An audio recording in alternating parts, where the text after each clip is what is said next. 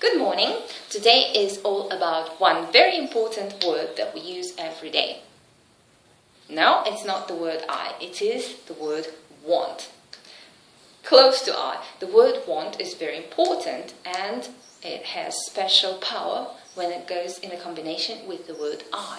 I want. This is what we say every day, this is what we think every day, this is what we act upon every day.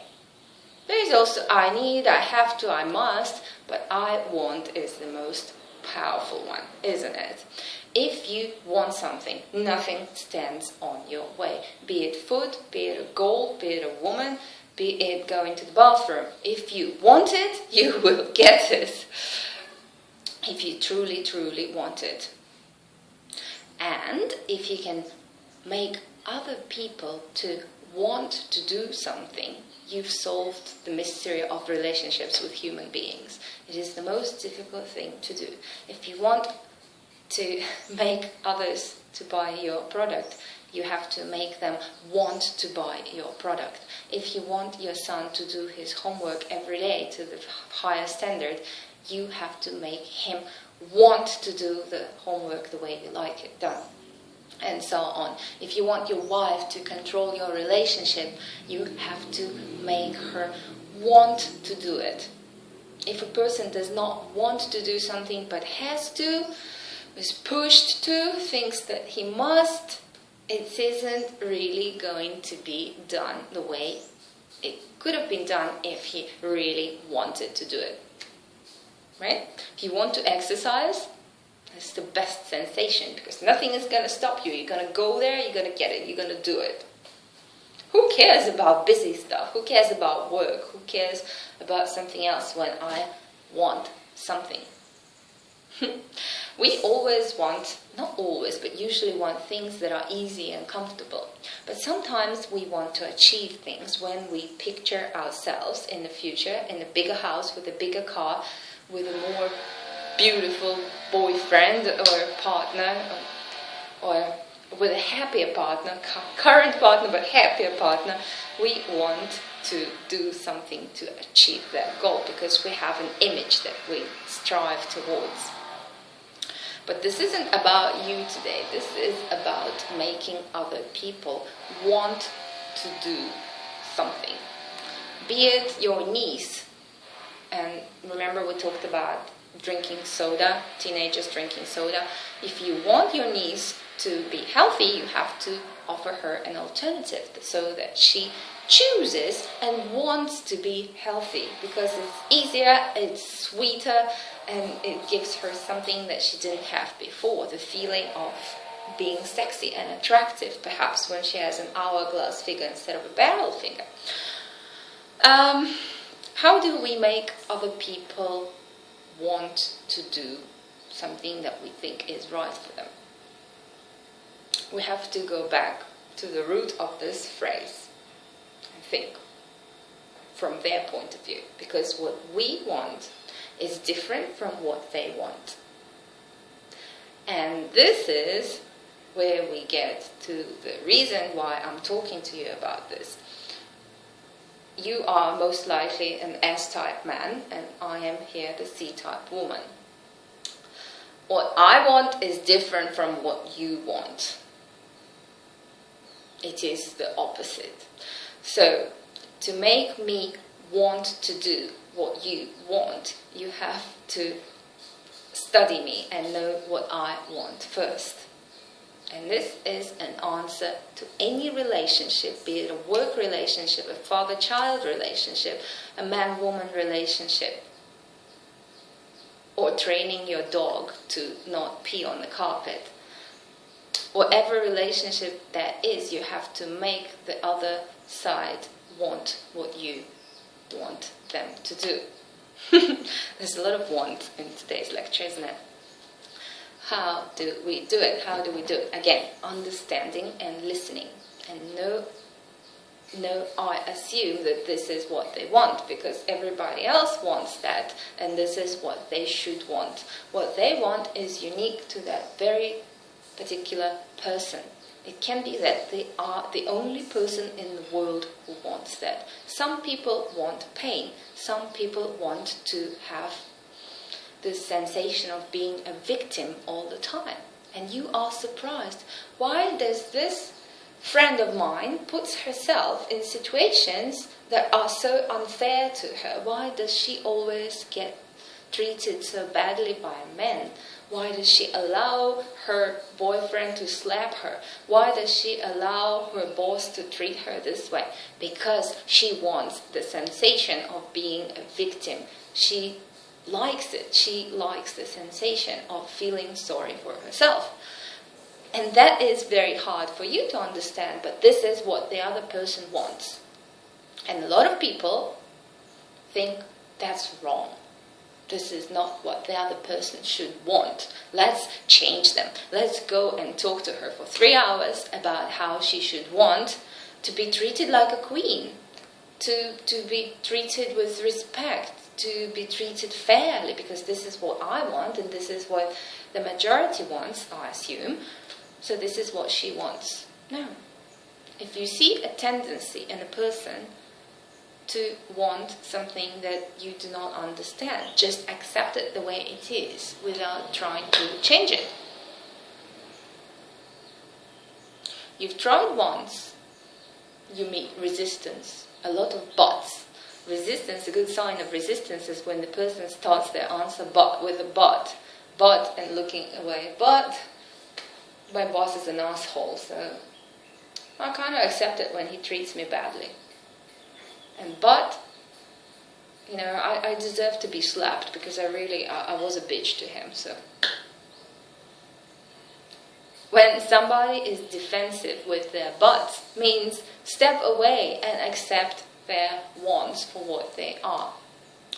In a S-type man, C-type woman relationship, and in any relationship, two sides usually would want totally different things, right? Right, because one is the giver, the other one is receiver, usually. And no, it cannot be 50-50. It can't be like this. This is a fairy tale. This is an imaginary, non-existent thing. Receiving, in a way, is giving too, because you are giving the other person the feeling of appreciation, the feeling of the other person being happy with what they have received. So it is an exchange as well. If I give you an apple and you receive, oh, thank you so much. This is the most beautiful apple. Tastes fantastic. I have given you all that you have given me. It's just materially, it's not there. You might have bought an apple for $1, but I have given you this emotion and I've given you this pleasure of knowing that I really enjoyed that apple. And if you give me an apple and I have it, and wow, that's fantastic, thank you so much. It doesn't mean that I should give you a cucumber in our next meeting. Or a tomato. No, give and take is not, I bought something for this and this much, so you should give me as much. What I give you is precious, and there is balance between two people. Whatever one receives, they give back. Or that you get back from somebody else. Back to the want word. If you want me to do what you want me to do, you have to know what I want. This is an overlap with yesterday's topic, but study the other person. Study the other person with a neutral look. And when they tell you about their sad stories of how they've been mistreated and used and abused, do not assume that that is not what they want. A friend of mine told me a story of a guy she met recently, saying like, oh yes, and he had this girl who treated him so badly, and that girl who treated him even worse, and this girl left him with this and that girl. And I think like, oh, that's an interesting tendency. And I offered her a really good way to treat him, and she said, like, what would that be? To treat him really nicely, right? Because he's been mistreated for so long. And I said, treat him exactly the way other people have treated him. And she was confused by that. Why? Because that is what he seeks in life. This is what he attracts because he wants it. But how can he want to be mistreated? That is her point of view, not his. If you didn't want to be mistreated, you would have stopped that pattern at the very early stage when a woman said, well, this is what I want, you don't get anything for it. That's it. Cut the pattern, cut the tendency. But he didn't. It went on and on and on for years, more than 10 years. That means that the person gets something out of it that they wanted. So understand it and give him exactly what they want. People love to complain. People love pain. Not everybody. Some people do. People look for pain. People look for conflict. Some people do not want a happy relationship with smiling and, oh, darling, oh, sweetie, oh, everything is so good. Boring. This is not what they want. They want drama. They want fights. They want conflict. They want to feel sorry for themselves. They want to feel used, mistreated, abused, and whatever else is hard for you to understand. But that brings harmony into people's lives. Harmony is not necessarily smiling, sitting there on the sofa and singing songs. Sun is shining, the world is beautiful, we went to eat healthy food and exercise. We don't like to destroy ourselves, we're all about growth and happiness and smiles. Yay! And our house is yellow and pink. No. People like negative emotions sometimes, and people do enjoy some negativity in their life. Why do you think people listen out to the news on the radio? A child was killed. That is sad indeed. But why talk about it for the whole day? Why? It is so unnecessary. You have to return to your neutral state. The child in Thailand, miles away from you. Yet you concentrate on that negativity, you bring it into your life, you make it part of your life, and you blow it out of proportion. You don't think that 1 million people die on this planet every day. You think of that particular case because there's emotions that you get out of it that make you happy. Perhaps by comparing yourself or comparing your country and making yourself feel better, but these emotions, people seek them, people want them. If nobody wanted negative emotions, there would be no news. If nobody wanted fights in relationships, there wouldn't be any fights because people would avoid them like rattlesnakes and they would step away if there is any sign of the conflict. If both sides do not want it, there wouldn't be any conflict. Think about this. Why do you argue with your colleague? Why do you argue with your wife? Why do you argue with your friend? Because one of you wants to argue, and this is the only reason. Sometimes it's that both of you want to argue, you want to resolve certain issues by conflict. Know what the other person wants, and then you can make them want what you want them to do, be it for their own good, for your good, or for the good of the society. I know what you want in some areas, a little bit, because you have told me about it. You've been open about it. So it is easier for me to push your buttons sometimes. If I wear stockings and show you my feet, perhaps, then it would be easier to ask you to send me a Christmas card. And that is what I want at the moment. That is something... This is another one of my moron examples, but... it is just simplifying things. You want balance, you want control, here it is. Here's your daily brainwashing. What do I get out of it? Exactly the opposite thing. I see as if I am controlling you. If you are giving me that right to be the control person in some areas of your life. It's a great feeling. It's a great feeling because I can make small changes, and this is what I have been trying to do.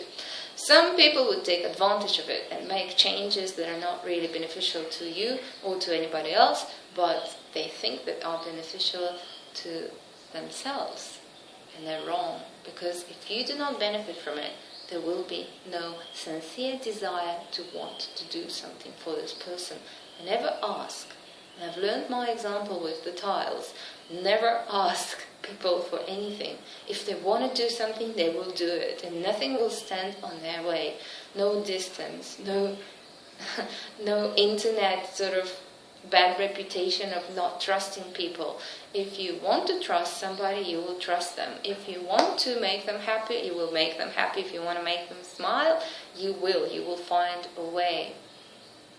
And if you do not want to do it, I did not succeed with making you want to do it. That is a C for me, or a D in some cases, or even an F when you get really, whoa, I don't want this, you're stupid. Means I have failed in making you want to do something, like leave a nice comment or send me an email telling me about your progress. Think about what people around you really want, not what you want from them, not what people of their age would want, not what women want in general, but think what people, individual people around you might want. What sort of feelings? Are they negative? Are they positive? What can you give them? You can sacrifice some of your time to have a fight with them, and they will be really happy. The eyes light up and the heart is beating. There's the kick of their adrenaline. Let's have a fight.